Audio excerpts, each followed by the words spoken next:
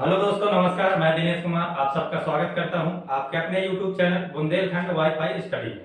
आज मैं आपके लिए लेकर आया हूं भौतिक विज्ञान की क्लास, जिसमें हम लाइट चैप्टर पढ़ रहे थे, जिसका आज हम तीसरा पार्ट पढ़ेंगे। पिछली क्लास में हम 2 पार्ट पढ़ चुके हैं, तो तीसरे पार्ट में हम लोगों को आज पढ़ना है कि दर्पण जो होते हैं हमारे गोली दर्पण, उन दर्पणों से प्रतिबिंब किस तरीके से बनाए जाते हैं। क्योंकि ये क्वेश्चन पेपर में बहुत ज्यादा पूछे जाने लगे हैं कि वस्तुएं रखी जाती हैं और उनके प्रतिबिंब की स्थिति पूछी जाती है, किस तरह का प्रतिबिंब बनेगा, और वस्तु की लंबाई से उसकी तुलना भी कराई जाती है। मतलब सभी प्रकार के क्वेश्चन पूछे जाते हैं, तो आज हम उन क्वेश्चनों के बारे में पढ़ेंगे। तो वीडियो को लास्ट तक देखते रहिए, और जो भी चैनल पर नया व्यक्ति है वो चैनल को सब्सक्राइब करे और बेल आइकन को भी प्रेस करे, ताकि जब भी इस तरह की वीडियो अपलोड की जाए तो उसका नोटिफिकेशन उसके पास पहुंचे सबसे पहले। तो चलिए आज अपने क्लास की शुरुआत करते हैं।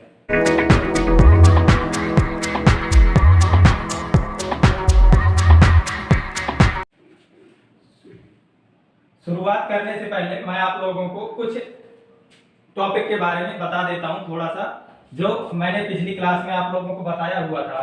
पिछली क्लास में हम लोगों ने गोली दर्पणों के बारे में सब कुछ पढ़ा है। गोली दर्पणों के बारे में हमने सब कुछ पढ़ लिया, ठीक। अब उनसे संबंधित कुछ पॉइंट्स आपको याद रखने हैं जो पेपर में पूछे जाते हैं बहुत ज्यादा। तो गोली दर्पण कितने प्रकार के होते हैं, मैंने आपको बताया था कि गोली दर्पण 2 प्रकार के होते हैं। कौन कौन से? एक होता है अवतल दर्पण, अवतल दर्पण होता है, और एक होता है उत्तल दर्पण। ये 2 प्रकार के बताए थे, ठीक। तो अब इनमें से सबसे पहली बात, जैसे मैंने आपको उत्तल दर्पण बताया था किस तरह का होता है, जिसमें बाहर की तरफ से पालिश हो, उसे हम क्या कहते हैं? उत्तल दर्पण कहते हैं, ठीक। और इसके बाद में जो अवतल दर्पण मैंने वो उत्तल दर्पण जो मैंने बताया था वो बताया था जब कहां से पालिश हो, अंदर की तरफ से, और अवतल दर्पण में कहां से पालिश होती है? बाहर की तरफ से। ये दोनों चीजें मैंने आपको बताई। अब एक क्वेश्चन ये पूछा जाता है डायरेक्ट पेपर में, कई बार पूछा जा चुका है कि ये जो पालिश की जाती है दर्पण में, तो ये पालिश किसकी की जाती है? तो आप इस पॉइंट्स को याद रखेंगे। क्या होता है? या तो चांदी की या पारे की, चांदी की या पारे की पालिश की जाती है। और चांदी या पारे की पॉलिश करने के बाद में इसमें लाल आयरन ऑक्साइड का पेंट किया जाता है, आयरन ऑक्साइड का पेंट किया जाता है। इससे बनाई जाती है परत। ये जो परत बनी होती है इससे बनाई जाती है। इसमें चांदी या पारे की पहले पॉलिश की जाती है, इसके बाद में लाल आयरन ऑक्साइड की इसमें पेंट कर दिया जाता है, तो ये हमारा पॉलिश बन जाती है। इसके बाद में अब आपको ये याद रखना पड़ेगा, क्योंकि पेपर में पूछे जाते हैं कि अवतल दर्पण का उपयोग हम लोग कहां करते हैं और उत्तल दर्पण का उपयोग कहां करते हैं। इनके उपयोग पूछे जाते हैं, तो आप इनके उपयोग याद रखेंगे। जैसे हमारा जो उत्तल दर्पण होता है, तो उत्तल दर्पण का प्रयोग कहां किया जाता है? एक तो साइड मिरर के रूप में किया जाता है। मैं थोड़ा सा और बताऊं, जैसे ये जो हमारा ये अवतल दर्पण होता है, तो अवतल दर्पण को और किस नाम से जाना जाता है? तो इसको अभिसारी लेंस को अभिसारी दर्पण कहा जाता है, अभिसारी दर्पण, अभिसारी दर्पण कहा जाता है। और जो उत्तल दर्पण होता है इसको अपसारी दर्पण कहते हैं, अपसारी दर्पण, ठीक। अब ये अभिसारी दर्पण और अपसारी दर्पण का मतलब क्या होता है? तो जो अभिसारी दर्पण होता है, तो ये क्या करता है? ये एक बिंदु से प्रकाश को क्या करता है? फैलाने का काम करता है। इस तरीके से क्या करता है? फैलाने का काम करता है। और जो अपसारी दर्पण होता है, तो ये क्या करता है? फैले हुए प्रकाश को एक बिंदु में एकत्रित करने का प्रयास करता है। ये चीज होती है। तो इसमें अब देखना, इससे ही आपको समझ में आएगा कि इनके उपयोग कैसे होते हैं। तो यहाँ पर मतलब क्या है कि जहां पर प्रतिबिंब को बड़ा देखना होगा, यदि यार प्रतिबिंब को बड़ा देखना होगा तो हम किसका प्रयोग करेंगे? अवतल दर्पण का प्रयोग करेंगे। यदि अगर बड़ी वस्तु का छोटा प्रतिबिंब देखना होगा, मतलब बड़ी वस्तु को छोटे आकार में देखना होगा, तो हम किसका प्रयोग करेंगे? उत्तल दर्पण का प्रयोग करेंगे, ठीक। तो इनके उपयोग के बारे में देख लेते हैं कि कहां-कहां किसका उपयोग किया जाता है। तो जैसे जो हमारा उत्तल दर्पण होता है, तो उत्तल दर्पण का उपयोग हम कहां करते हैं? एक तो साइड मिरर के रूप में किया जाता है। साइड मिरर, साइड मिरर का मतलब गाड़ियों में जो ड्राइवर के पास लगा होता है, साइड में मिरर जो लगा होता है, उससे क्या होता है कि बड़े वाहनों को छोटे आकार में देखने के लिए हम क्या कहते हैं? उत्तल दर्पण का प्रयोग करते हैं। और यदि मैं बात करूं कि उत्तल दर्पण का प्रयोग और कहां पे किया जाता है, तो उत्तल दर्पण का उपयोग करने के लिए जो वो होते हैं हमारे सड़कों पर जो लैंप लगे होते हैं, सड़कों के किनारे जो लैंप लगे होते हैं, उन लैंपों में किसका प्रयोग किया जाता है? उत्तल दर्पण का प्रयोग किया जाता है। अब यदि अवतल दर्पण की बात करें कि अवतल दर्पण का उपयोग कहां पर किया जाता है, क्वेश्चन बहुत ज्यादा पूछे जाते हैं इससे। तो जो डॉक्टर होते हैं आंख नाक कान का जो डॉक्टर होता है तो वो कौन सा दर्पण उपयोग करता है, अवतल दर्पण उपयोग करता है। कान नाक और आंख के जो डॉक्टर होते हैं इनको देखने के लिए किसका उपयोग करते हैं, अवतल दर्पण का उपयोग करते हैं। ठीक, अब इसके बाद में और कहां पर अवतल दर्पण का उपयोग किया जाता है, तो एक दाढ़ी बनाने में किया जाता है, दाढ़ी बनाने में अवतल दर्पण का उपयोग किया जाता है, क्योंकि हमें क्या करना है, इसको बड़े आकार में देखना। बड़े आकार में देखने के लिए जैसे डॉक्टर होता है कान नाक आंख का जो भी डॉक्टर होता है तो वो इस दर्पण का उपयोग क्यों करता है, क्योंकि छोटे आकार की वस्तु को बड़े साइज में देखने के लिए। इसी प्रकार से दाढ़ी बनाने में भी क्या होता है, छोटे आकार से बड़े रूप में देखने के लिए हम क्या करते हैं, अवतल दर्पण का उपयोग करते हैं। और कहां पर किया जाता है, तो हेडलाइट में किया जाता है, हेडलाइट में किया जाता है। इन्हें आप याद रखेंगे, हेडलाइट में होता है और टॉर्च में होता है और सर्च लाइट में होता है, सर्च लाइट में होता है। और इसके बाद में एक क्वेश्चन पूछा गया था एग्जाम में कि जो चम्मच होती है, जो चम्मच होती है घरों में होती है स्टील की जो चम्मच होती है, तो वो चम्मच का जो भीतरी भाग होता है, जो भीतरी भाग होता है वो किसकी भांति कार्य करता है। तो आप इस बिंदु को याद रखेंगे क्योंकि ये पेपर में पूछा जा चुका है और आगे भी पूछा जा सकता है। जो चम्मच होती है तो चम्मच का जो भीतरी भाग होता है वो किसकी भांति कार्य करता है, तो वो अवतल दर्पण की भांति कार्य करता है।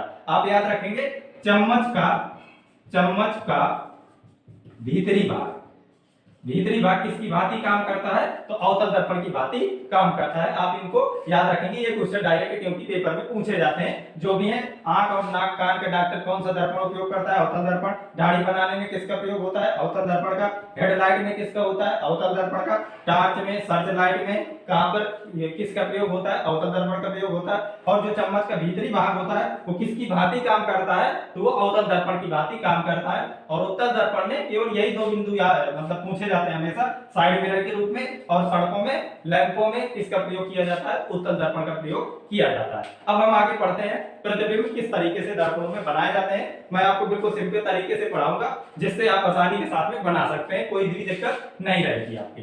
ठीक है, गोली दर्पणों में प्रतिबिंबों का बनना हम पढ़ते हैं, किस तरीके से प्रतिबिंब बनते हैं। ठीक है, शुरू करते हैं। तो सबसे पहली बात, जब प्रतिबिंब बनाना हम सीख रहे हैं तो हम लोगों को ये पता होना चाहिए कि प्रतिबिंब होता क्या है।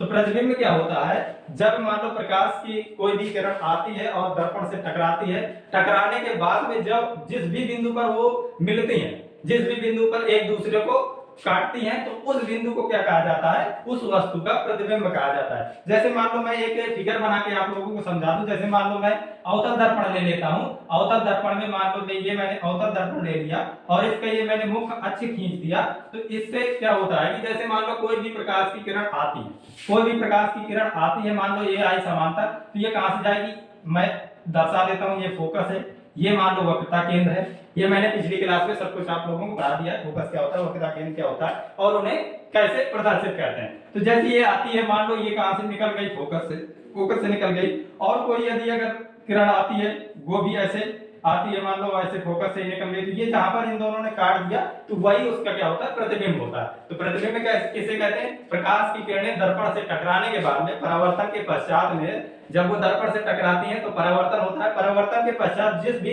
बिंदु पर वो एक दूसरे को प्रतिच्छेदित करती हैं, मतलब एक दूसरे को काटती हैं, तो उस बिंदु को, उस वस्तु का क्या कहते हैं, प्रतिबिंब कहते हैं। ठीक, प्रतिबिंब समझ गए। अब प्रतिबिंब तो समझ गया, अब प्रतिबिंब कितने प्रकार के होता है, प्रतिबिंब जो होता है वो कितने प्रकार का होता है, तो वो दो प्रकार का होता है। आप याद रखेंगे कैसे कैसे प्रतिबिंब बनते हैं। एक तो वास्तविक प्रतिबिंब बनता है, वास्तविक प्रतिबिंब, और एक आभासी प्रतिबिंब होता है, आभासी या जिसे काल्पनिक भी कहते हैं, आभासी या काल्पनिक।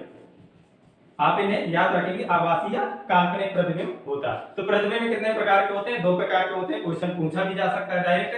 तो कौन कौन से होते हैं, एक तो वास्तविक प्रतिबिंब होता है, एक आभासी या काल्पनिक प्रतिबिंब होता है। अब वास्तविक प्रतिबिंब क्या होता है, वास्तविक प्रतिबिंब ये होता है कि जैसे मान लो कोई भी किरणें आने के बाद में परावर्तन के पश्चात में किसी भी बिंदु पर वास्तव में यदि प्रतिच्छेदित करती है, मतलब वास्तव में एक दूसरे को काटती हैं, तो उस प्रकार के जब वो प्रतिबिंब बनता है तो उस प्रतिबिंब को क्या कहते हैं, वास्तविक प्रतिबिंब कहते हैं। और यदि अगर प्रकाश की किरणें आती हैं और एक दूसरे को रियल में नहीं काटती, पर लेकिन किसी बिंदु पर दर्पण के पीछे काटती हुई प्रतीत होती है यदि अगर, तो उस प्रतिबिंब को हम क्या कहते हैं, आभासी या काल्पनिक। मतलब क्या होता है, काल्पनिक क्यों कहते हैं, मतलब एक प्रकार से हम लोग उसकी कल्पना करते हैं कि ये दर्पण के पीछे किसी ना किसी बिंदु पर एक दूसरे को क्या कर रही है, काट रही है, इसलिए हम उस प्रतिबिंब को क्या कहते हैं, काल्पनिक कहते हैं, या हम ऐसा आभास करते हैं, इसलिए हम उसे क्या कहते हैं, आभासी प्रतिबिंब कहते हैं। पर लेकिन यदि अगर वो एक दूसरे को वास्तव में काटती हैं तो हम क्या कहते हैं, उस प्रतिबिंब को वास्तविक प्रतिबिंब कहते हैं। अब आगे जब हम प्रतिबिंब बनाना सीख रहे हैं तो आगे हम लोगों को पता चलेगा कि कौन सा वास्तविक प्रतिबिंब है और कौन सा आभासी प्रतिबिंब बन रहा है। ठीक है, प्रतिबिंब के बारे में मैंने आप लोगों को बता दिया कि प्रतिबिंब क्या होता है और प्रतिबिंब कितने प्रकार का होता है, तो दो प्रकार का होता है, वास्तविक और आभासी। अब आप आसानी के साथ में समझ जाएंगे कि कहां पर आभासी प्रतिबिंब बन रहा है और कहां पर वास्तविक प्रतिबिंब बन रहा है। ठीक, तो अब प्रतिबिंब बनाने के लिए आप लोगों को 3 नियम सीखना पड़ेगा। प्रतिबिंब बनाने के 3 नियम होते हैं और उन 3 नियम में से किसी भी 2 नियम का पालन करके आप प्रतिबिंब बना सकते हैं। आप 3 नियम याद कीजिए, बस आपको कुछ नहीं करना, आपको यदि ये तीनों नियम पता है तो आप प्रतिबिंब कहीं पर भी वस्तु रख के आसानी से बना लेंगे, कोई दिक्कत नहीं होगी। तो मैं उन 3 नियमों को पहले बता देता हूं, इसके बाद में आप लोगों को प्रतिबिंब बना के पूरे दिखाता हूं कि किस तरीके से प्रतिबिंब बनते हैं। ठीक, तो मैं आप लोगों को जैसे मान लो 3 नियम जो बता रहा हूं, पहला नियम क्या होता है, वो किसी भी दर्पण में हो, ये नहीं कि उत्तल दर्पण के लिए अलग नियम होता है, अवतल के लिए अलग होता है, दर्पण गोली दर्पण के लिए 3 नियम होते हैं और उन 3 नियमों में से 2 नियम का प्रयोग करके प्रतिबिंब बनाए जाते हैं। तो पहला नियम क्या होता है कि यदि आप इनको नोट भी कर लीजिएगा, यदि प्रकाश की किरण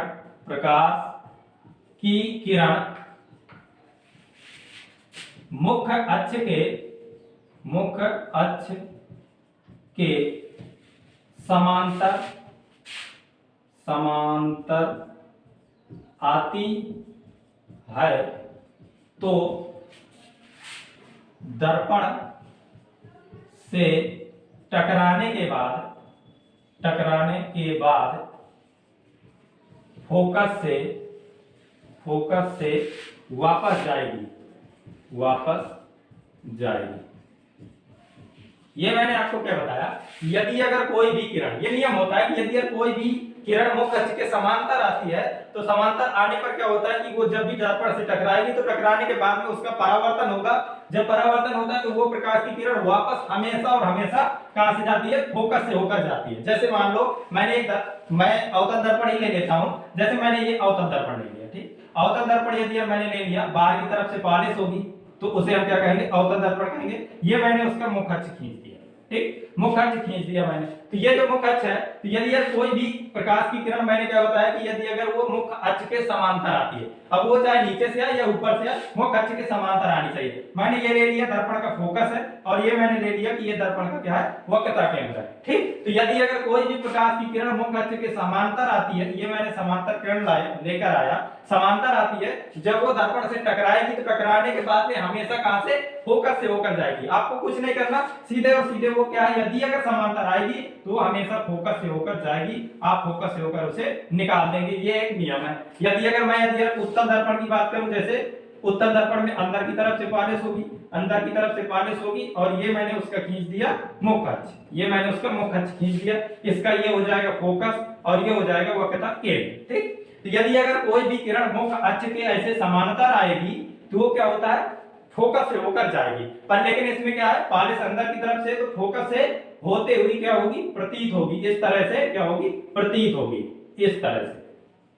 यदि यह समांतर जाएगी तो क्या होगा, फोकस से जाती हुई प्रतीत होगी, क्योंकि इसमें फोकस अंदर की तरफ है। इसलिए क्या होता है, उसमें वास्तव में ऐसा नहीं होता, पर लेकिन आभास होता है कि वो फोकस से जाती हुई प्रतीत होती है। ये हो गया पहला नियम, आप इसे नोट कर लीजिए। इसी तरीके से फिगर बनाकर मैं 3 नियम पढ़ाऊंगा, 3 नियम पढ़ाने के बाद में पूरे प्रतिबिंब आप लोगों को बना के दिखाऊंगा। ठीक, अब इसके बाद में यदि अगर दूसरे नियम की मैं बात करूं, दूसरा नियम क्या होता है, दूसरे नियम में क्या है कि यदि अगर प्रकाश की किरण, मान लेते हैं अभी क्या आई थी, समांतर आई थी तो क्या हुआ था, फोकस से होकर के गई है। अब यदि अगर प्रकाश की किरण, दूसरा नंबर लिख लीजिए, यदि प्रकाश की किरण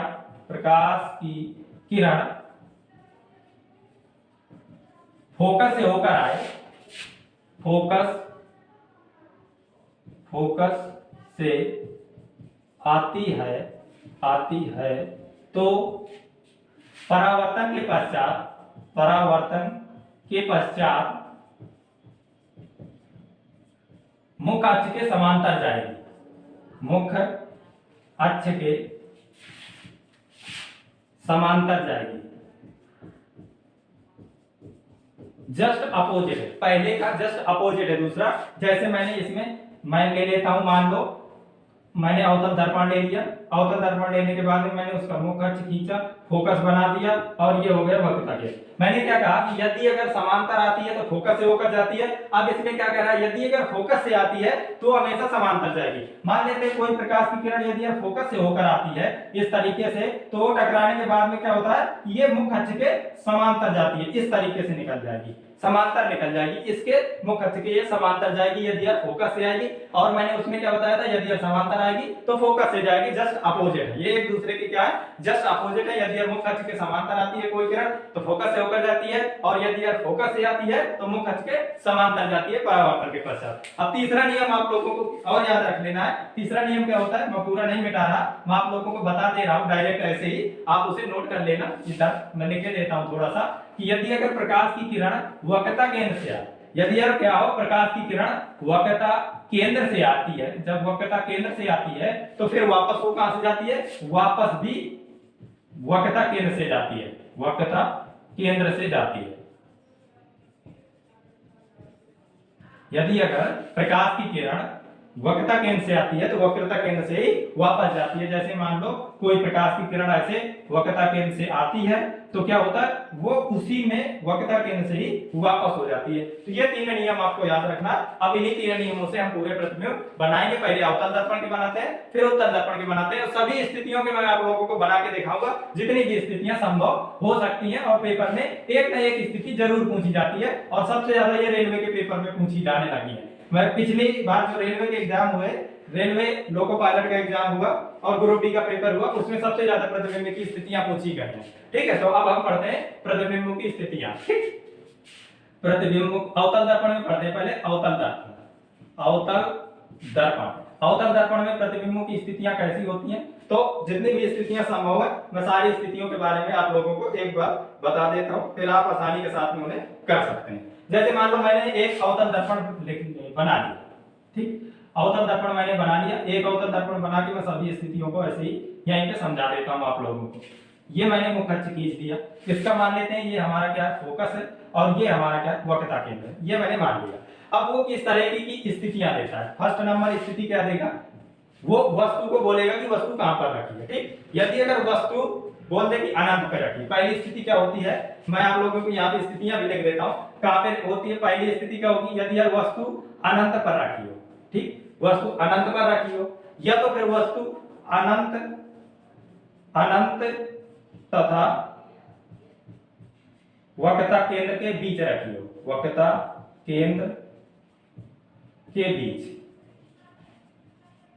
ठीक, या तो फिर वस्तु थर्ड नंबर स्थिति क्या हो सकती है, वक्रता केंद्र तथा फोकस के बीच रखी हो, फोकस के बीच रखी हो, ठीक।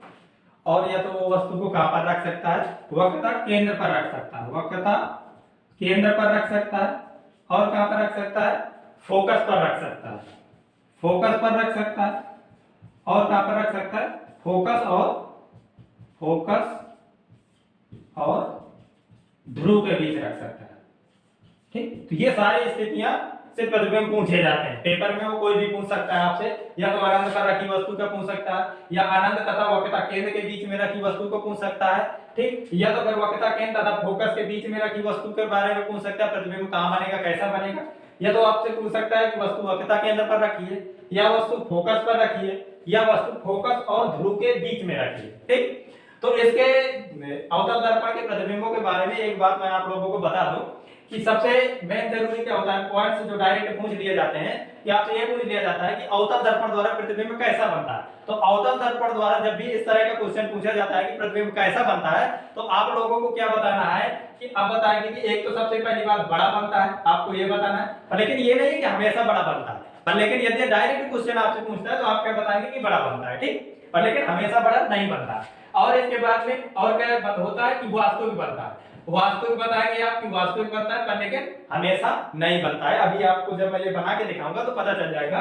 तो लेकिन डायरेक्ट यदि पूछता है तो आपको क्या चीज बतानी है, किस चीज में टिक मारना है, मैं आपको बता रहा हूँ। डायरेक्ट कभी कभी ऐसे ही क्वेश्चन पूछ लेता है कि अवतल दर्पण द्वारा कैसा प्रतिबिंब बनता है, तो बड़ा प्रतिबिंब बनता है, वास्तविक बनता है और उल्टा बनता है, उल्टा प्रतिबिंब बनता है, आपको ये बताना है। पर लेकिन ये हमेशा नहीं होता है, पर लेकिन ज्यादा स्थितियों में यही होता है, इसलिए बड़ा, वास्तविक और उल्टा माना जाता है। ठीक, अब इसके बाद में मैं प्रतिबिंब बनाता हूं, आपको दिखाता हूं। जैसे मान लो वस्तु अनंत पर रखी है, तो अनंत पर रखी वस्तु, यदि वस्तु अनंत पर रखी है तब क्या होगा, पहले नंबर अनंत पर रखी वस्तुओं की जो किरणें होती है वो हमेशा दर्पण पर कैसी आती है, समांतर आती है। तो ये मान लो कोई वस्तु अनंत पर रखी है तो उसकी किरणें कैसी आएंगी, इस तरीके से समांतर किरणें आएंगी और इस तरीके से समांतर किरणें आएंगी। ठीक, अब वो समांतर किरणें आएंगी, आने के बाद में वो जाएंगी कहां से, जब मैंने आपको नियम बताया क्या, यदि अगर कोई भी किरण मुख्य अक्ष के समांतर आती है तो परावर्तन के पश्चात फोकस से होकर जाती है। ये कहां से आएगी, ये जो किरण समांतर है तो ये जाएगी कहां से, फोकस से होकर जाएगी। सीधी रेखा नहीं मैं बना पा रहा, पर लेकिन आप मान के चलना कि ये सीधी रेखा है, समांतर रेखा है। इस तरीके से मान लेते हैं कि ये ऐसे सीधी समांतर रेखा है, टकराने के बाद में कहां से जाएगी, फोकस से होकर जाएगी इस तरह से। ये टकराने के बाद में कहां से जाएगी, इस तरह से फोकस से होकर जाएगी, और ये टकराने के बाद में कहां से जाएगी, फोकस से होकर इस तरह से जाएगी। ठीक, ये टकराने के बाद में कहां से जाएगी, फोकस से होकर इस तरह से जाएगी। मतलब ये क्या होगा, ये किस बिंदु पर एक दूसरे को विभाजित कर रही है, फोकस पर विभाजित कर रही है। अब फोकस पर विभाजित कर रही है तो प्रतिबिंब की लंबाई नापी कैसे जाती है, तो प्रतिबिंब की लंबाई हमेशा आप याद रखना कहां से नापी जाती है, मुख्य अक्ष से नापी जाती है, मुख्य अक्ष से नापी जाती है प्रतिबिंब की लंबाई हमेशा। मान लो जैसे एक दूसरे को ये मान लेते हैं कि हमारा मुख्य अक्ष है और एक दूसरे को टकराने के बाद में किरणें परावर्तन के पश्चात में जब एक दूसरे से वो प्रतिच्छेदित करती हैं, तो मान लो इस बिंदु पर करती हैं, तो प्रतिबिंब की लंबाई कैसे हम नापते हैं, तो प्रतिबिंब की लंबाई हमेशा मुख्य अक्ष से नापी जाती है। तो ये हमारी होती है क्या, प्रतिबिंब की लंबाई। ठीक, तो अब यदि मैं बात करूं इसमें कि प्रतिबिंब की लंबाई क्या होगी, तो प्रतिबिंब की लंबाई नाम मुख्य अक्ष से नापनी है और मुख्य अक्ष पर ही एक दूसरे को सभी क्या कर रहे हैं, विभाजित कर रहे हैं। तो प्रतिबिंब कैसा होगा, मुख्य अक्ष पर ही बनेगा, मुख्य अक्ष पर ही बनेगा तो वो कैसा होगा, एक बिंदु के आकार का बनेगा। यानी ये प्रतिबिंब कैसा होगा, बिंदु के आकार का होगा और कैसा होगा, वास्तविक होगा, वास्तविक होगा। क्यों वास्तविक होगा, क्योंकि वस्तु को क्या कर रही है, ये रियल में बना रही है। यदि आप दर्पण के पीछे साइड बनाती, आभास होता है यदि हमें, तो प्रतिबिंब आभासी बनता, पर लेकिन ये वास्तव में रियल में काट रही है तो कैसा प्रतिबिंब होगा, वास्तविक प्रतिबिंब होगा। मतलब क्या, बिंदु के आकार का होगा और वास्तविक प्रतिबिंब होगा कब, जब वस्तु अनंत पर रखी हो। आपको याद करने की जरूरत नहीं, आप चाहे तो डायरेक्ट याद भी कर सकते हैं कि अनंत पर रखी वस्तु का प्रतिबिंब कैसा बनता है, बिंदु के आकार का बनता है और वास्तविक बनता है। लेकिन आप सभी फैक्ट को कैसे याद रखेंगे, कंफ्यूजन हो जाएगा, भूल जाएंगे, इसलिए आपको बनाना पता होना चाहिए। सीधे आप बना के देखिए कि प्रतिबिंब कैसा बनेगा और कहां पर बनेगा। ठीक, तो मैंने बताया कि यदि अनंत पर रखी वस्तु है तो उसकी समांतर किरणें आएंगी, फोकस कहां से आएंगी, फोकस से, एक दूसरे को फोकस पर विभाजित करना है। प्रतिबिंब की लंबाई मुख्य अक्ष से हमेशा नापी जाती है और मुख्य अक्ष पर ही यदि एक दूसरे को विभाजित कर रही है तो प्रतिबिंब की लंबाई कैसी होगी, वो कैसा होगा, एक तो बिंदु के आकार का होगा और कैसा होगा, वास्तविक होगा। ठीक, अब इसके बाद में अगली स्थिति देखते हैं दूसरे नंबर की, यदि वस्तु को हम अनंत तथा वक्रता केंद्र के बीच में रख दें। ठीक, मैं अगली स्थिति बताता हूं, दूसरी स्थिति में कैसे बनेगा प्रतिबिंब और कैसा बनेगा देखें। जैसे यदि वस्तु को अनंत तथा वक्रता केंद्र के बीच में रख दिया जाए तब क्या होगा। ठीक, मान लेते हैं, मैं केवल इसी दर्पण में पहले दिखाता हूं पूरे अवतल दर्पण के, फिर इसके बाद में उत्तल के बनाएंगे। जैसे मान लेते हैं ये कोई हमारा अवतल दर्पण है, अवतल दर्पण में ये हमारा क्या हो गया, मुख्य अक्ष हो गया, ये हमारा क्या हो गया, फोकस हो गया, ये हमारा वक्रता केंद्र हो गया। अब वस्तु को कहां पे रखना है हमें, वक्रता केंद्र और अनंत के बीच में। अनंत पीछे साइड होता है और वक्रता केंद्र ये, यानी कि वक्रता केंद्र और अनंत के बीच में कहीं भी ये वस्तु हमने रख दी। मान लिया ये हमने वस्तु रख दी। ठीक, तो अब इस वस्तु से जो प्रकाश की किरण जाएगी तो कैसे जाएगी, एक तो ऐसे समांतर चली जाएगी। ठीक, समांतर चली गई तो समांतर जाने के बाद में वो कहां से जाएगी, यदि आप कोई प्रकाश की किरण समांतर जाती है तो वो कहां से होकर जाती है, फोकस से होकर निकल जाती है। एक स्थिति हो गई, मैंने 3 स्थितियां बताई थी, आप कोई भी 2 फॉलो कर दीजिए, प्रतिबिंब आपको वहीं पे बनेगा। जैसे यदि अगर कोई किरण फोकस से जाएगी तो क्या होगा, समांतर आ जाएगी। यदि अगर कोई किरण वक्रता केंद्र से जाएगी तो वक्रता केंद्र से वापस आ जाएगी। तब क्या करें, या तो आप वक्रता केंद्र से ले जाओ या तो फोकस से ले जाओ, वो आपकी मर्जी कहां से आप ले जाते हो। तो मान लेते हैं मैं इसको वक्रता केंद्र से ही ले जाता हूं, तो वक्रता केंद्र से जाने के बाद में क्या होगा, वो ऐसे गई और उसी से वक्रता केंद्र से वापस आ गई, तो एक दूसरे को कहां पर विभाजित किया, यहां पर विभाजित किया, यानी कि ये क्या होगा हमारा, ये हमारा प्रतिबिंब बनेगा। कैसा बनेगा प्रतिबिंब, ये हमारा प्रतिबिंब बन गया। तो प्रतिबिंब कैसा, इसकी अपेक्षा क्या, छोटा। सबसे पहली बात क्या है, वस्तु की अपेक्षा क्या है, छोटा है, और क्या है, उल्टा भी है और वास्तविक है। तो कैसा प्रतिबिंब बनेगा हमारा, एक तो वस्तु से छोटा बनेगा, वस्तु से छोटा बनेगा, ठीक, वस्तु से छोटा बनेगा और उल्टा बनेगा, उल्टा बनेगा और वास्तविक बनेगा। और बनेगा कहां पर, यदि ये स्थिति पूछता है तो कहां पर बन रहा है, फोकस और वक्रता केंद्र के बीच। कहां पर बनेगा, फोकस और वक्रता केंद्र के बीच, वक्रता केंद्र के बीच ये स्थिति होती है। यदि वस्तु अनंत और वक्रता केंद्र के बीच में रखी है तो प्रतिबिंब हमेशा कैसा बनेगा, छोटा बनेगा, उल्टा बनेगा, वास्तविक बनेगा और फोकस और वक्रता केंद्र के बीच में बनेगा हमेशा। यदि अगर आप तीसरी स्थिति का भी प्रयोग करते, जैसे मान लो वस्तु को फोकस से लेकर जाते, तो फोकस से लेकर जाने के बाद में वो क्या होता, समांतर निकल जाती, इसी तरीके से आती, यहीं पर काटती। आप दो स्थितियों को आपको यूज करना है, तीनों को नहीं यूज करना। दो स्थितियों को यूज करने पर जहां पर जो परावर्तन के पश्चात काट देंगे एक दूसरे को, वहीं पर वो प्रतिबिंब बन जाएगा। अब अगली स्थिति में आप लोगों को बना के दिखाता हूं। अगली स्थिति क्या होगी, जैसे मान लेते हैं यदि यह वस्तु वक्रता केंद्र पर हम रखते हैं, कहां पर, वस्तु को हम क्या कहते हैं, वक्रता केंद्र पर रख देते हैं, ठीक। तो वस्तु को जैसे मान लो ये हमारा हो गया मुख्य अक्ष,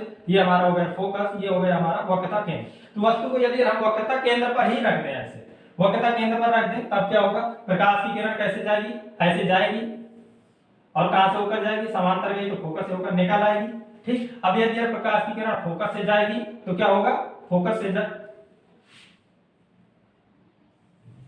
ये समांतर हो गई। अब यदि कोई किरण फोकस से जाएगी तो क्या होगा, समांतर होकर निकल जाएगी, इस तरह से समांतर होकर निकल जाएगी। तो प्रतिबिंब कहां पे बनेगा, ये यहां पे काट दिया तो ये कैसा बना, ऐसा बना, ये प्रतिबिंब बना। यानी कि कहां पर बना, एक तो वक्रता केंद्र पर रखी वस्तु का प्रतिबिंब कहां बना, वक्रता केंद्र पर ही बना, वक्रता केंद्र पर ही बनेगा, ठीक। और दूसरी बात क्या होगा, समान आकार का बनेगा, मतलब सेम आकार का बनेगा, समान आकार का बनेगा, ठीक। और इसके बाद में कैसा होगा, उल्टा है, सबको दिख रहा है, कैसा है, उल्टा बना है, और कैसा है, वास्तविक भी है, वास्तविक है,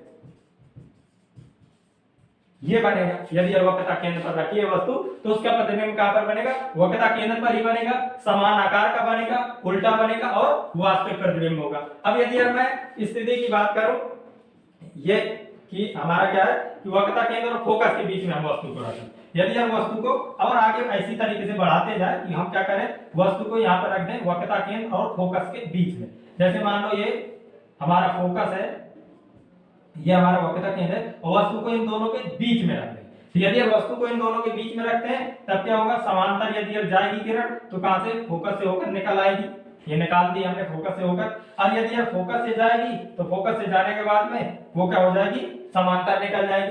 तो कहां पर काटा, यहाँ पर काटा, और कैसा काटा, इस तरीके से काटा। तो प्रतिबिंब हमारा कहां पर बना, ये है हमारा वक्रता केंद्र और इस तरफ होता है अनंत, यानी कि वक्रता केंद्र और कहां पर बना, तथा अनंत के बीच में बना, अनंत के बीच, वक्रता केंद्र और अनंत के बीच में बना प्रतिबिंब, यहाँ पे बना।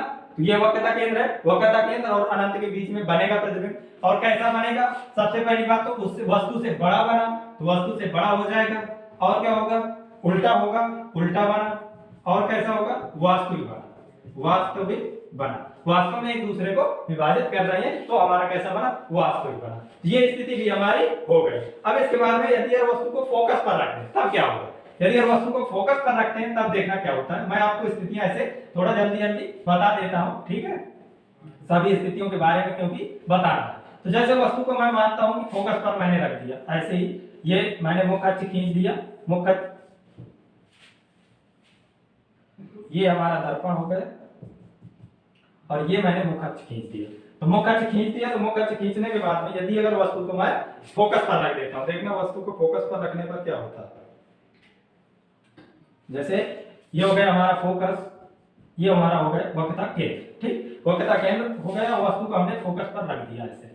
तो वस्तु को फोकस पर रखने के बाद में क्या होगा, यदि और वास्तव किरणें ऐसे जाएगी, क्या होगा, समांतर जाएगी। समांतर जाने के बाद में क्या होगा, वो फोकस से होकर वापस हो जाएगी। तो फोकस से होकर वापस हो गई। अब इसके बाद में और किस तरह से जा सकती है किरण, किरण और किस तरीके से जाएगी, मान लेते हैं वक्रता केंद्र से जाती है, तो वक्रता केंद्र से कैसे जाएगी, इस तरीके से जाएगी वक्रता केंद्र से, ऐसे वक्रता केंद्र से हम ले जाते हैं, वक्रता केंद्र से जाएगी ऐसे, तो वापस उसी माध्यम में ऐसे ही उसी मार्ग से वापस हो जाएगी वक्रता केंद्र से, तो ऐसे आएगी। तो ये दोनों क्या है, एक दूसरे के समांतर हो गई, और यदि ये समांतर हो गई तो एक दूसरे को कभी भी विभाजित नहीं करेंगी, कभी भी एक दूसरे को विभाजित नहीं करेंगी, और पीछे भी नहीं करेंगी, क्योंकि पीछे भी एक दूसरे के समांतर ही है। तो इसमें क्या है, ये एक दूसरे को विभाजित नहीं कर रही, इसलिए हम क्या मानते हैं, ये एक दूसरे को अनंत पर विभाजित करेंगी। मतलब हम ये मान के चलते हैं, ये दूसरी एक दूसरे को क्या करेंगी, कहीं दूर अनंत पर एक दूसरे को विभाजित करेंगे, यानी प्रतिबिंब हमारा कैसा बनेगा, अनंत पर बनेगा। हम मान लेते हैं कहां पर बनेगा, अनंत पर बनेगा, क्योंकि एक दूसरे को काट ही नहीं रहे, अनंत पर बनेगा। और इसके बाद में बहुत ज्यादा बड़ा बनेगा, क्योंकि इतनी दूर निकलता जा रहा है, अनंत पर बनेगा, यानी कि बहुत बड़ा बनेगा, बहुत बड़ा बनेगा। और इसके बाद में इतना तो पता है कि क्या होगा, उल्टा बनेगा, क्या होगा, उल्टा बनेगा। और इसके बाद में वास्तविक बनेगा, कैसा बनेगा, वास्तविक बनेगा। ठीक, ये हो गई स्थिति यदि और वस्तु फोकस पर रखी हो। अब इसके बाद में यदि और वस्तु को हम फोकस और ध्रुव के बीच में रख रहे हैं, एक स्थिति जो बची है उस स्थिति के बारे में बता देता हूं, क्योंकि उस स्थिति से क्वेश्चन पूछने की संभावना ज्यादा है, क्योंकि उसमें उस स्थिति में प्रतिबिंब कैसा बनता है, हमारा आभासी बनता है। उस स्थिति में हमारा आभासी बनता है, देखना कैसे आभासी बनेगा। जैसे मान लेते हैं ये हमारा क्या है, अवतल दर्पण हो गया हमारा, अवतल दर्पण में क्या हो गया, ये हमारा मुख्य अक्ष हो गया, फोकस हो गया और वक्रता केंद्र हो गया। वस्तु को कहां पर रखना है, फोकस और ध्रुव के बीच में, फोकस और ध्रुव के बीच में हमने रख दिया। अब यदि वह किरणें क्या होती हैं, समांतर जाती है, यदि है कोई किरण तो क्या होगा, फोकस से वापस जाएगी। क्या किया मैंने, फोकस से वापस आ गई। अब यदि कोई किरण फोकस से वापस आ गई, और यदि वो वक्रता केंद्र से जाती है, मान लो मैं वक्रता केंद्र से ले जाता हूं, वक्रता केंद्र से जाती है तो क्या होगा, वक्रता केंद्र से वापस आ जाएगी। ठीक, अब इसके बाद में ये क्या होगा, इन दोनों को यदि हम आगे की तरफ ऐसे बढ़ाएंगे तो ये एक दूसरे को क्या करेंगे, एक दूसरे को कहीं ना कहीं बिंदु पर विभाजित करेंगे, पीछे से, दर्पण के पीछे। अब ये दर्पण के पीछे एक दूसरे को विभाजित करेंगे तो प्रतिबिंब हमारा कहां बनेगा, यहाँ पर बनेगा। अब ये प्रतिबिंब बनता है, ये एक ऐसी स्थिति होती है अवतल दर्पण में जहां पर हमारा आभासी प्रतिबिंब बनता है, क्योंकि दर्पण के पीछे बन रहा है आभासी प्रतिबिंब। ठीक, तो वो कैसा बनता है, एक तो सीधा बनता है, सभी प्रतिबिंब कैसे बन रहे थे, उल्टे बन रहे थे, और ये कैसा बनता है, सीधा बनता है, और दर्पण के पीछे बन रहा है, यानी आभासी बनता है। ठीक, आभासी बनता है और वस्तु से बड़ा बनता है, हमेशा क्या होता है, वस्तु से बड़ा बनता है। तो ये स्थिति एक ऐसी होती है जहां पर प्रतिबिंब क्या होता है, अवतल दर्पण में आभासी बनता है, सीधा बनता है और बड़ा बनता है। और सभी स्थितियों में वास्तविक और उल्टा बन रहा था, और इस स्थिति में सीधा और आभासी बन रहा है। ठीक, अब इसके बाद में अब पढ़ते हैं उत्तल दर्पण। उत्तल दर्पण में किस तरीके से प्रतिबिंब, उत्तल गोली दर्पण जो है, तो उसमें किस तरह से प्रतिबिंब बनते हैं। उसमें केवल दो स्थितियां होती हैं, क्योंकि हम दो ही जगह उसमें वस्तुओं को रख सकते हैं। ठीक, तो दो स्थितियां होती हैं, आप उन दोनों स्थितियों को पढ़ लीजिए, क्योंकि अब इसके बाद में जब आपको पढ़ना है क्या, उत्तल दर्पण। उत्तल दर्पण, उत्तल दर्पण में क्या है, ये हमारा होता है उत्तल दर्पण। इस तरीके से ये हमारा क्या होता है, उत्तल दर्पण होता है जब अंदर की तरफ से पारिश हो। तो ये हमारा हो गया मुख्य अक्ष, जिसमें ये हमारा फोकस हो गया और ये हमारा वक्रता केंद्र हो गया। ठीक, अब वस्तु को कहां पर रख सकते हैं हम, इसमें इस तरह तो रख नहीं सकते, जिस तरफ पारिश है हमें रखना किस तरह पड़ेगा, इस तरह। तो वस्तु को एक तो अनंत पर रख सकते हैं, या तो अनंत और दर्पण के बीच में रख सकते हैं, और तो कहीं वस्तु को रख नहीं सकते कि यहाँ पर फोकस दिए हो, वक्रता केंद्र दिए हो, उनके बीच में हम रखें। फोकस और वक्रता केंद्र तो इसका पालिश जिस तरफ से उस तरफ होता है, हम क्या करेंगे, इसमें दो ही स्थितियां होती हैं, या तो वस्तु अनंत पर रखी हो, अनंत पर, और या तो वस्तु अनंत तथा ध्रुव के बीच रखी हो। ध्रुव या जैसे मतलब हम ये बोलते हैं कि ध्रुव के बीच या दर्पण के बीच रखी हो, तो दो ही स्थितियां होती हैं। तो अब यदि पहली स्थिति की बात करेंगे, यदि वस्तु अनंत पर रखी है तब क्या होगा, तो अनंत पर रखी वस्तु की किरणें हमेशा क्या होता है, समांतर आती हैं। तो क्या होगा, मुख्य अक्ष के समांतर किरणें आएंगी, इस तरीके से मुख्य अक्ष के समांतर किरणें आएंगी, और वो टकराने के बाद में क्या होगा, फोकस से जाती हुई क्या होगी, प्रतीत होंगी। क्या होगा, फोकस से जाती हुई ऐसे प्रतीत होंगी। ठीक, फोकस से जाती हुई प्रतीत होंगी। ऐसे ये इधर आएगी तो फोकस से जाती हुई क्या होगी, प्रतीत होगी, फोकस से जाती हुई प्रतीत होगी इस तरीके से। तो ये कहां पर एक दूसरे को मिलती हुई प्रतीत हो रही है, फोकस पर, फोकस पर प्रतीत हो रही है, तो कहां पर बनेगा हमारा प्रतिबिंब, फोकस पर बन जाएगा, फोकस पर बनेगा। और कैसा बनेगा, ये भी बिंदु के आकार का बन रहा है, मतलब जब अनंत पर रखी वस्तु तो बिंदु के आकार का बन रहा है। और कैसा बन रहा है, दर्पण के पीछे तरफ बन रहा है, तो हमारा कैसा बन रहा है, आभासी बन रहा है, आभासी बन रहा है और बिंदु के आकार का बन रहा है और फोकस पर बन रहा है।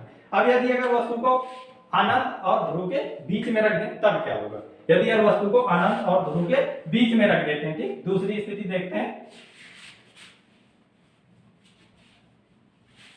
हम रखते हैं वस्तु को, ये हमारा दर्पण है, ये मुख्य अक्ष, फोकस, वक्रता केंद्र, वस्तु यहां पर रख दें कहीं पर, ठीक, हमने कहां पर रखा, अनंत और दर्पण के बीच में वस्तु को रखा। अब इससे यदि अगर कोई किरण समांतर आएगी तो क्या मैंने बताया, फोकस से जाती हुई प्रतीत होगी, फोकस से जाती हुई ऐसे प्रतीत होगी, ठीक, ये हो गए।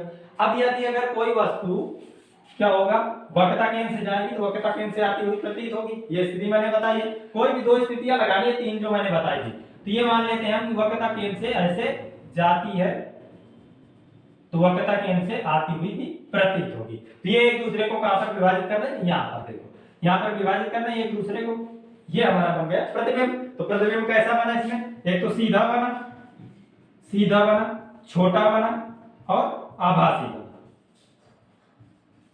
ये होती है स्थितियां। तो इस तरीके से प्रतिबिंब बनते हैं सारे जो भी होते हैं, और ये भी पेपर में पूछे जाते हैं बहुत ज्यादा, एक ना एक क्वेश्चन प्रतिबिंब से जरूर पूछा जाता है। रेलवे के एग्जामों में सबसे ज्यादा पूछा जाने लगा है, क्योंकि पिछले सेट जो जितने भी है तो सभी सेट में एक नए क्वेश्चन पूछा गया है दर्पण की स्थिति के बारे में।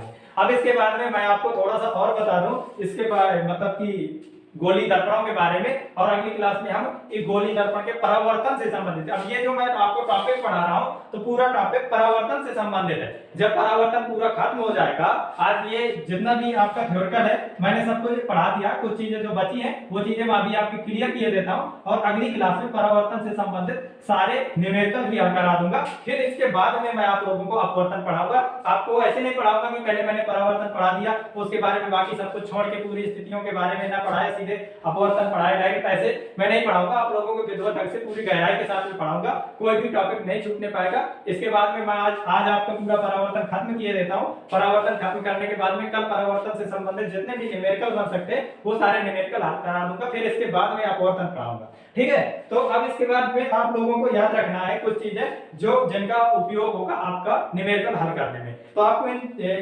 स्थितियों में उसके संबंध के बारे में याद रखना है कि एक फोकस दूरी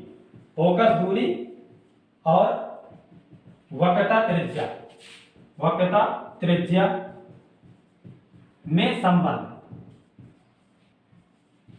फोकस दूरी और वक्रता त्रिज्या में क्या संबंध होता है आपको ये याद रखना है। तो मैं पूरा डेरिवेशन तो नहीं आप लोगों को करके दिखाऊंगा क्योंकि उसकी जरूरत नहीं है आप लोगों को, जो वो तो जरूरत होती है हाई स्कूल इंटर में जो भी लड़का पढ़ता है, कंपटीशन में इसकी जरूरत नहीं होती, आपको केवल पता होना चाहिए कि संबंध क्या होता है। तो आप याद रखेंगे कि जो फोकस दूरी और वक्रता त्रिज्या में संबंध होता है तो वो F बराबर r/2 होता है, यानी कि क्या होता है F बराबर r/2 यह संबंध होता है। आप इसे याद रखेंगे, फोकस दूरी वक्रता त्रिज्या की आधी होती है। कहीं कहीं तो डायरेक्ट यही क्वेश्चन पूछ लिया गया है कि वक्रता त्रिज्या और फोकस दूरी में क्या संबंध होता है, तो फोकस दूरी जो होती है वक्रता त्रिज्या से आधी होती है। अब इसके बाद में और क्या याद रखना है आपको याद रखना है फोकस दूरी वस्तु की दूरी और प्रतिबिंब की दूरी में संबंध, ठीक, इसमें संबंध रखते हैं। तो आपको फोकस दूरी तो पता है सब लोगों को कि स्मॉल f से प्रदर्शित करते हैं, और जो वस्तु की दूरी होती है उसे u से प्रदर्शित करते हैं, और जो प्रतिबिंब की दूरी होती है उसे v से प्रदर्शित करते हैं। आप इन्हें याद रखेंगे, किससे, हमारी जो वस्तु की दूरी होती है उसे u से प्रदर्शित करते हैं, प्रतिबिंब की दूरी को v से प्रदर्शित करते हैं, और इनके बीच में जो संबंध होता है वो क्या होता है 1/f बराबर 1/v + 1/u, ये इनके बीच में संबंध होता है। आप इनको याद रखेंगे, नोट कर लीजिए क्योंकि न्यूमेरिकल हल करने में इनका काम होगा, ठीक। अब इसके बाद में आप लोगों को एक बात और आपकी पढ़ानी है, आवर्धन क्षमता। आवर्धन क्षमता बढ़ानी है, आवर्धन क्षमता, रेखीय आवर्धन जिसे कहा जाता है। तो रेखीय आवर्धन के बारे में मैं आपको थोड़ा सा बता देता हूं कि रेखीय आवर्धन होता क्या है। तो जो रेखीय आवर्धन होता है, रेखीय आवर्धन, तो रेखीय आवर्धन को हम एम से प्रदर्शित करते हैं सबसे पहली बात। और कहते किसे हैं, तो रेखीय आवर्धन जो होता है तो वो हमारे प्रतिबिंब की लंबाई और वस्तु की लंबाई के अनुपात को रेखीय आवर्धन कहा जाता है। आप क्या किसे कहते हैं, प्रतिबिंब की लंबाई, प्रतिबिंब की लंबाई और वस्तु की लंबाई, वस्तु की लंबाई के अनुपात को क्या किया मैंने, इन दोनों का अनुपात किया, इनके अनुपात को हम क्या कहते हैं, रेखीय आवर्धन कहते हैं। क्या कहा जाता है, रेखीय आवर्धन। क्या किसे कहा जाता है, प्रतिबिंब की लंबाई और वस्तु की लंबाई के अनुपात को रेखीय आवर्धन कहा जाता है। और प्रतिबिंब की लंबाई को आई से प्रदर्शित किया जाता है और वस्तु की लंबाई को ओ से प्रदर्शित किया जाता है। यानी कि जो हमारा एम बराबर होता है वो आई अपान ओ होता है, ठीक, आई अपान ओ होता है। और ये जो प्रतिबिंब की लंबाई और वस्तु की लंबाई होती है, ये प्रतिबिंब की दूरी और वस्तु की दूरी के बराबर होती है। कैसे होता है, प्रतिबिंब की लंबाई और वस्तु की लंबाई का जो अनुपात होता है वही अनुपात प्रतिबिंब की दूरी और वस्तु की दूरी का अनुपात होता है। यानी कि क्या होता है, जो हमारा आई अपान ओ होता है वो हमारा v अपान u के बराबर होता है। यानी कि हम इससे कह सकते हैं कि हमारा जो m होगा वो i बटे o बराबर v बटे u के बराबर होता है। ये आपको याद रखना है, जो i बटे o होता है वो v बटे u के बराबर होता है। जिससे हम ये क्या होती है, प्रतिबिंब की दूरी होती है और ये हमारी क्या होती है, वस्तु की दूरी होती है। और ये हमारा o जो होता है ये वस्तु की लंबाई होती है और जो ये हमारा i होता है ये प्रतिबिंब की लंबाई होती है, प्रतिबिंब की लंबाई होती है। तो आप ये रेखीय आवर्धन को भी याद रखेंगे, इसके बारे में पूछा जा सकता है, ठीक। अब इसके बारे में मैं आप लोगों को केवल एक टॉपिक रह गया है जिसके बगैर आप कोई भी न्यूमेरिकल हल नहीं कर सकते, उसके बारे में बता देता हूं। फिर इसके बाद में क्लास को यहीं पर खत्म करते हैं और अगली क्लास फिर न्यूमेरिकल की पढ़ेंगे, ठीक है। तो जो टॉपिक है जिसके बगैर आप कोई भी न्यूमेरिकल को नहीं हल कर सकते उसके बारे में बता देता हूं आप लोगों को। तो वो जैसे आपको सबसे पहले जरूरी होता है चिन्हों का ज्ञान। क्या करते हैं कि इनके मतलब की लंबाई को नापा कहां से जाता है, किस तरीके से नापा जाता है, वो चीज आपको मालूम होना चाहिए। तो जैसे मान लेते हैं, मैं अवतल दर्पण में ही समझा देता हूं कि ये हमारा मान लेते हैं, जैसे ये हमारा अवतल दर्पण है, ठीक, ये हमारा अवतल दर्पण हो गया। तो ये जो हमारा अवतल दर्पण है तो इसकी हम जो भी वस्तु की लंबाई या प्रतिबिंब की लंबाई या प्रतिबिंब की दूरी, वस्तु की दूरी को हम किस तरीके से नापते हैं, तो उसको नापने का नियम क्या होता है, ये जो अक्ष होता है इसको हम क्या कहते हैं, एक्स अक्ष कहते हैं, एक्स डैश, और एक्स होता है ये, और ये क्या होता है हमारा ध्रुव से होकर जाता है वाई, वाई डैश। तो हमेशा क्या होता है कि जितनी भी लंबाई होती है वो कहां से नापी जाती है, यहां से नापी जाती है, ठीक। तो अब आप लोगों को इसके बारे में पता होगा, यदि अगर मुख्य अक्ष के से ऊपर की लंबाई नापेंगे हम तो ये सारी लंबाइयां क्या होती है, हमारी धनात्मक होती हैं। ऊपर की तरफ जो भी लंबाइयां होंगी वो क्या होंगी, धनात्मक होंगी, और नीचे की तरफ जितनी भी लंबाइयां नापी जाएंगी तो वो कैसी होंगी, ऋणात्मक होंगी, ठीक। इसी तरीके से इसमें क्या होता है, यदि अगर हम दाईं तरफ की नापते हैं लंबाई तो ये कैसी होती है, धनात्मक होती है, और यदि अगर बाईं तरफ की नापते हैं तो ये हमारी ऋणात्मक होती है। तो इस तरीके से दूरियों को नापने के लिए इन चिन्हों का प्रयोग किया जाता है। यदि हम इन चिन्हों का प्रयोग नहीं करेंगे तो हम न्यूमेरिकल में कभी भी न्यूमेरिकल हल नहीं कर पाएंगे, किसी भी न्यूमेरिकल का आंसर नहीं निकाल पाएंगे, गलत कर देंगे। तो आप लोगों को याद रखना पड़ेगा कि यदि अगर हम दाईं तरफ की लंबाई नापते हैं ध्रुव से, यदि हम दाईं तरफ की लंबाई को नापते हैं तो हमें धनात्मक लेना पड़ेगा, यदि हम बाईं तरफ की नापते हैं तो हमें ऋणात्मक लेना पड़ेगा, यदि हम मुख्य अक्ष से ऊपर की लंबाई को नापते हैं तो हमें धनात्मक लेना पड़ेगा, और यदि हम मुख्य अक्ष से नीचे की तरफ नापते हैं लंबाई तब हमें क्या लेना पड़ेगा, ऋणात्मक लेना पड़ेगा। तो अब इससे संबंधित जितने भी न्यूमेरिकल बनते हैं परावर्तन से संबंधित उन न्यूमेरिकलों को हम अगली क्लास में हल करेंगे। मिलेंगे अब अगली क्लास में, तब तक के लिए